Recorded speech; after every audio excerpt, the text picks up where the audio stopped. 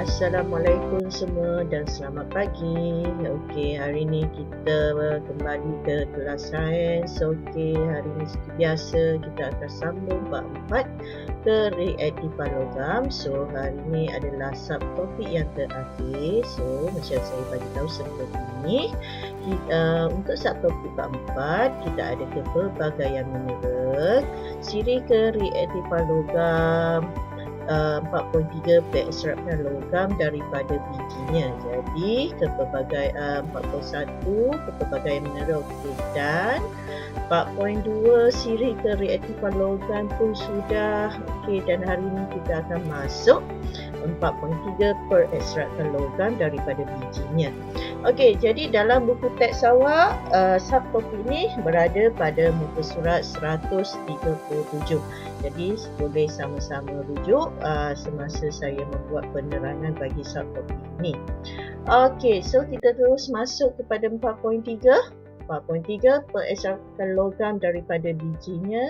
So ini sedikit apa orang kata pengenalan gambar tentang pengekstrakan logam. Seterusnya, okey, apa dia pengekstrakan logam? Okey, ekstrak ni maksudnya apa? Proses memperoleh logam daripada bijinya. Kita nak dapat logam daripada bijinya. Kebanyakan logam tidak wujud dalam bentuk logam tulen. Kebanyakan logam yang ada dekat bumi ni, yang ada pada kerak bumi, dia tak wujud dalam bentuk logam. Maksudnya kalau ferrum tu dia tak wujud sebagai ferrum. Kalau aluminium tu dia tak wujud sebagai aluminium. Maksudnya dia wujud dalam bentuk sebatian. Jadi kita perlu ekstrak dia supaya kita dapat logam. Contoh, okey. Dekat kerak bumi kita ada boksit, cassiterite, hematite, fluorite, batu enapan dan banyak lagi. Jadi ini semua adalah dalam bentuk sebatian. Jadi pengekstrakan logam ni kita nak dapat apa? Kalau boksit ni aluminium oksida, so kita nak dapat aluminium. Okey, contoh macam cassiterite, timah oksida, kita nak dapat timah. Hematite, peroksida, kita nak dapat bagi ferrum. Dan yang seterusnya zinc dan juga kalsium karbonat nak dapat balik karbon. Sebagai contoh, okey, ini adalah bentuk cassiterite yang dijumpai dalam kerak bumi. Bentuk dia macam ni, ataupun cassiterite ni timah oksida. Jadi kita perlu ekstrak dia. Okey, cassiterite ni perlu diekstrak supaya kita dapat dia timah. Kita dapat logam timah. Untuk apa? Untuk kita gunakan untuk kegunaan lah, pelbagai kegunaan lah. Ini contoh dia. So itu maksud pengekstrakan logam. Maksudnya daripada sebatian logam, kita ekstrak untuk dapat logamnya sahaja. Okey, yang seterusnya, kenapa perlu ada karbon dalam siri kereaktifan logam? Okey, macam hari minggu lepas saya dah bagi tahu, karbon ni menentukan kaedah pengekstrakan logam. Dia akan tentukan kaedah pengekstrakan logam, yang mana kaedah pengekstrakan logam ada 3, iaitu elektrolisis sebatian logam, penurunan oksida logam oleh karbon, dan yang ketiga pemanasan terus sebatian logam. So ada 3 cara untuk mengekstrak logam, iaitu yang pertama elektrolisis sebatian logam, penurunan oksida logam oleh karbon, dan pemanasan terus sebatian logam.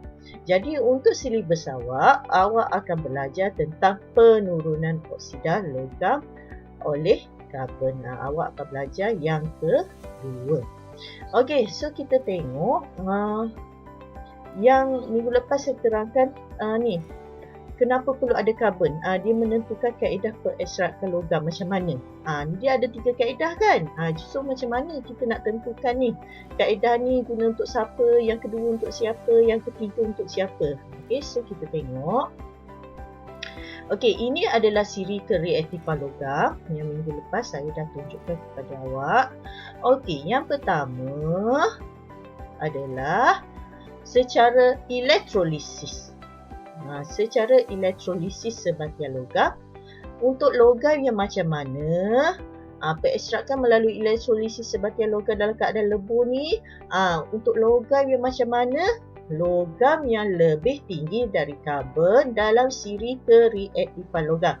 So awak tengok logam ini duduknya lebih tinggi daripada karbon, aluminium, magnesium, kalsium, natrium dan kalium. Jadi logam-logam ini cara nak ekstrak dia adalah melalui proses elektrolisis sebahagian logam dalam keadaan lebur. Dia tak boleh guna cara lain. Sebab apa? Sebab kedudukan dia lebih tinggi daripada karbon. Maksudnya dia adalah lebih reaktif daripada karbon. Okey, yang kedua, logam yang duduk bawah pada karbon. So caranya adalah menggunakan pengekstrakan melalui penurunan oksida logam oleh karbon. Untuk karbon yang lebih logam yang lebih rendah ataupun kurang reaktif daripada karbon. So logam-logam yang terlibat adalah zinc, hidrogen, ferrum, timah dan juga lamba. Okey, untuk kuprum dan merkuri macam mana? Untuk kuprum dan merkuri, pengekstrakan melalui pemanasan terus sebahagian logam tersebut. Dua ini melalui proses pemanasan terus sebahagian logam. Dan yang last sekali, argentum dan emas, wujud dalam bentuk unsur dalam kerak bumi. Dia memang dah wujud dalam bentuk unsur, tak perlu lagi diekstrak. Apa maksud dia? Contoh, kalau emas awak jumpa dalam kerak bumi, dia memang dalam bentuk emas. Tidak perlu diekstrak sebab dia bukan gabungan antara unsur ataupun dia bukanlah ada sebatian, dia berbentuk unsur. Okey, so kita akan tengok hari ini iaitu proses pengekstrakan melalui penurunan oksida logam oleh karbon. Okey, contoh untuk buku teks adalah kita ambil proses pengekstrakan besi. Okey, besi berada di mana? Dalam siri kereaktifan logam. Okey, dia terletak kat sini. Duduknya adalah di bawah karbon. Jadi, apabila duduk di bawah karbon, akan menggunakan kaedah pengekstrakan logam daripada bijinya ataupun kita panggil penurunan oksida logam tersebut dengan karbon. Sebab apa? Kedudukan dia bawah karbon. Okey, seterusnya kita tengok. Okey, ini adalah apa dia ni? Ini kita panggil sebagai relau bagas. Jadi pengekstrakan biji besi akan berlaku di dalam relau bagas dan akan melalui 4 peringkat iaitu ataupun kita sebut sebagai 4 proses. Okey, so kita tengok satu persatu. Okey. Proses yang pertama, berlaku di sini. Iaitu kat sini berlakunya apa? Campuran biji besi atau oksida besi yang dipekatkan.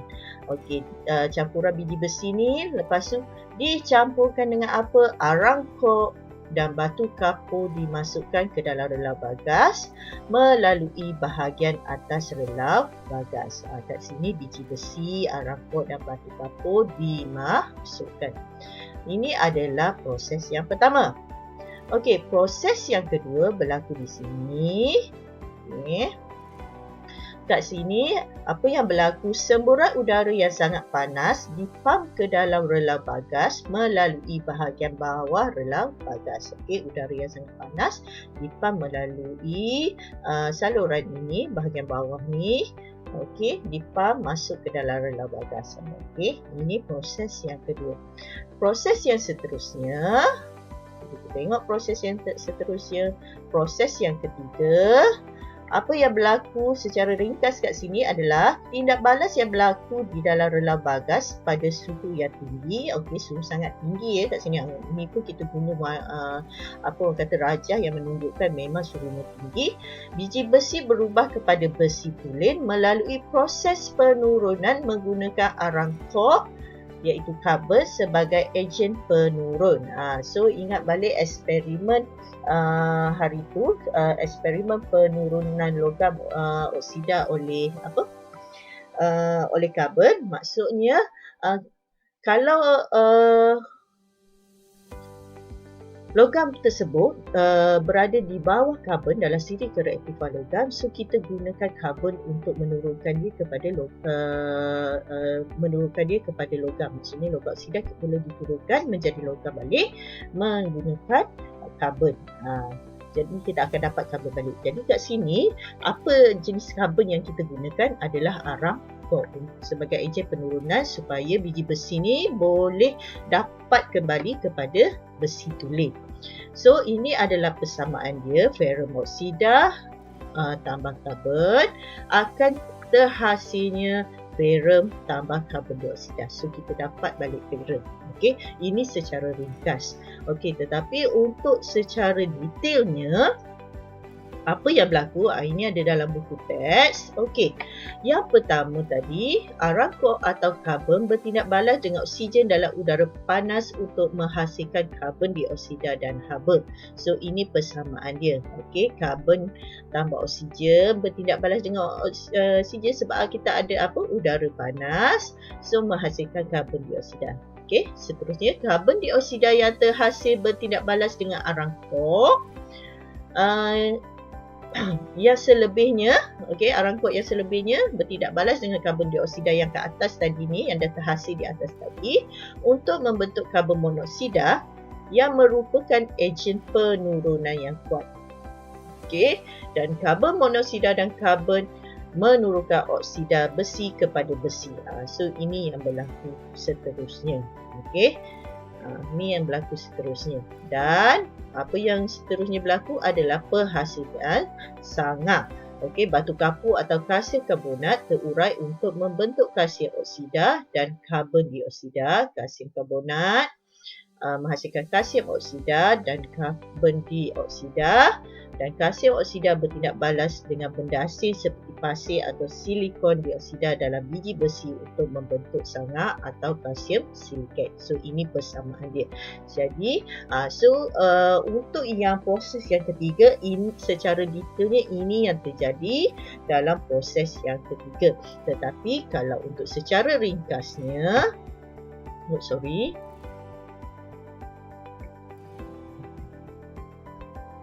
untuk secara ringkasnya, apa yang terjadi yang poin ini, iaitu biji besi berubah kepada besi tulen melalui proses penurunan menggunakan arang kok karbon, dan dari sini persamaannya adalah ferroksida tambah karbon menghasilkan ferrum tambah karbon dioksida. Berlaku pada proses yang ketiga. Okey, menggunakan apa? Menggunakan arang kok, iaitu karbon sebagai ejen penurun. Okey, biji besi tadi dicampur dengan arang kok sebagai ejen penurun, so dapatlah balik ferrum. Okey, dan secara detail yang tadilah. Okey, proses apa yang berlaku dalam proses yang ketiga. Okey, untuk proses yang last sekali dalam pengekstrakan biji besi ini, adalah berlaku pada ini. Kawasan ini. Pada kawasan ini, proses yang keempat, sangga lebur dan ferrum lebur keluar secara perasingan. Maksudnya, peleburan tadi dah berlaku, terhasilnya daripada ferrum oksida tadi dah terhasilnya ferrum balik. Jadi, ferrum yang melebur akan keluar secara berasingan. Logam leburan dia keluar ikut sini, dan sangga dikeluarkan ikut sini. Okey, leburan ferrum ataupun besi dituang dalam acuan dan kemudian menyejuk dan mengeras untuk membentuk besi tuangan. Jadi besi tadi dia akan keluar ikut sini dan akan menyejuk dan akan membentuk besi tuangan. Dan satu lagi hasil daripada pengekstrakan biji besi ini adalah sanga. Sanga dia keluar ikut sini. Okey, itu yang keempat. So kita tengok secara detailnya, pada proses yang keempat, ferrum yang dihasilkan akan melebur. Leburan ferrum ini mengalir ke bawah bahagian relang, dan dia akan keluar sebagai besi tuangan. Leburan ferrum yang membeku ni, dia akan membeku tadi. Dan yang kedua, sanga yang dihasilkan akan melebur, dan sanga ini juga mengalir ke bahagian bawah. Dia akan keluar melalui bahagian yang satu lagi. Okey. Satu info, leburan sanga adalah kurang tumpat daripada leburan Ferrum. Jadi sanga akan berada di atas leburan Ferrum dan dia akan keluar jugalah. Maksudnya bila bila Ferrum tu dia keluar ikut sini kan, leburan dia, jadi akan tertinggal sanga kat atas tu, sanga dia akan keluar ikut bekas dia aliran satu lagi. Jadi sanga ni kita buat untuk apa? Leburan sanga ni guna untuk buat tapak bangunan dan juga jalan untuk pembinaan. So kita tengok hasil daripada pengekserakan biji besi ini. Okey. So yang pertama besi tuangan, bentuk dia macam mana. Yang kedua adalah sanga. Okey, so ini adalah besi tuangan. Okey, ini yang gambar masa dia melebur ni, yang tengah panas. Okey, bila dah sejuk dia akan jadi macam ni. So besi tuangan ni lah kita gunakan untuk menghasilkan barang-barang besi untuk diproses kemudiannya. Okey.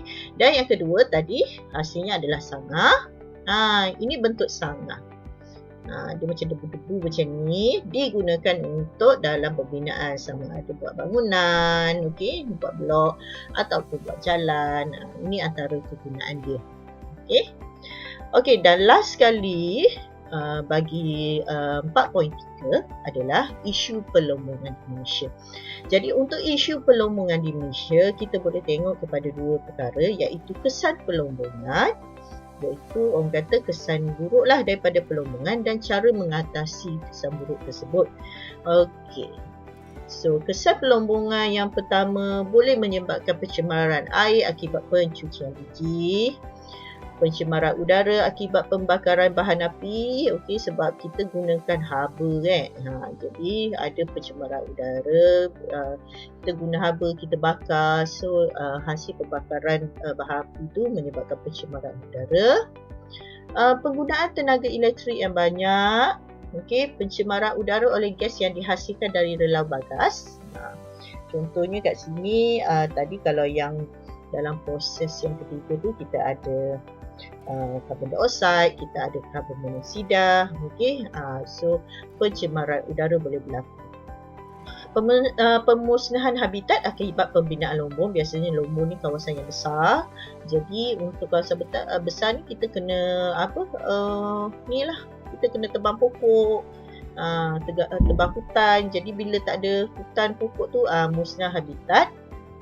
Yang seterusnya pencemaran bunyi oleh jentera perlombongan. Okey, sebagai contoh, dan satu lagi hakikat tanah akibat penggalian biji. Biasa biji ni dalam kerak bumi, jadi untuk mendapatkan biji kita perlu gali.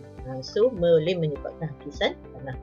So kita tengok contoh situasi daripada kesan perlombongan. Awak tengok pencemaran air, maksudnya daripada aktiviti perlombongan, sisa-sisa perlombongan tu dialirkan ke air. So ini air jadi betul lah, warna merah. So ini pencemaran udara. Okey, menyebabkan orang kata udara tercemar jadi warna merah macam ni. Ini kes dulu ada boksit dekat Pahang buat tepi highway, jadi macam ni warna merah. Okey, ini adalah untuk mencari boksit. Boksit tu dia warna merah. So ini hasilnya. Yang seterusnya, ini adalah untuk hakisan tanah. Sebab cari gali lombong ni, so boleh menyebabkan hakisan tanah. Okey, so yang seterusnya adalah cara mengatasi kesan buruk perlombongan. So cara mengatasinya adalah menanam semula tumbuhan di kawasan terjejas. Okey, tambahkan semula kawasan lombong. Menanam semula tumbuhan di kawasan terjejas maksudnya kita tanam balik pokok-pokok yang dah ditebang tu, tanam balik. Tambahkan semula kawasan lombong supaya mengurangkan hakikat tanah. Membina taman rekreasi di kawasan lombong untuk mengurangkan pencemaran udara, menghasilkan udara yang lebih segar. kuasa undang-undang, maksudnya jika ada pelanggaran dalam aktiviti perlombongan, so perlu ada undang-undang yang memantau. Dan juga kita ada KKP kesedaran tentang penjagaan alam sekitar. Maksudnya hasil-hasil daripada perlombongan tu tak boleh disalurkan ke air untuk menjaga sumber air. So perlu ada KKP kesedaran. So ini adalah cara mengatasi kesan buruk perlombongan. Okey, so saya dah habis dah tamat, kita dah habis, bukan saya je, awak pun sama, dah habis untuk bab 4 teori aktif. Kita ada 3 subtopik, iaitu 41, 42 dan last ini yang hari ini yang adalah 43. Jadi tugasan ada di link di description video. Tolong siapkan dan hantar tugasan anda sebagai bukti kehadiran untuk hari ini. Jika ada masalah boleh PM saya secara personal. Okey, so kita jumpa lagi untuk kelas seterusnya. Assalamualaikum dan salam sejahtera. Okey, bye-bye semua. Terima kasih.